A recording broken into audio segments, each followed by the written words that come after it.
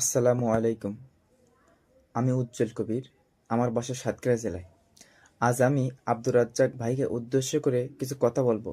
এ কথাগুলো সম্পূর্ণ আমার মন থেকে বলা, একটি কথাও মিথ্যা নয়। আমি যখন প্রথম অনলাইন বিডি ইনস্টিটিউটে ভর্তি হই, তখন আমি একদম নতুন ছিলাম। ফ্রিল্যান্সিং সম্পর্কে আমার কোনো ধারণা ছিল না। এমনকি আমার নিজের একটা ল্যাপটপও ছিল না। শুধু স্বপ্ন ছিল কিছু একটা করব, নিজের জীবনটা পরিবর্তন করব।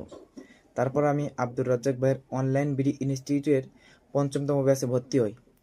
শুরুটা ছিল অনেক কঠিন। অনেক কিছু বুঝতাম না, পারতাম না, ভুল করতাম। আলহামদুলিল্লাহ, আজকে দেখতে দেখতে 5 মাস হয়ে গেছে এই ইনস্টিটিউটের সাথে আমার পথ চলা। এই 5 মাসে আমি যা শিখেছি, সেটা শুধু স্কিল না, একটা নতুন আত্মবিশ্বাস।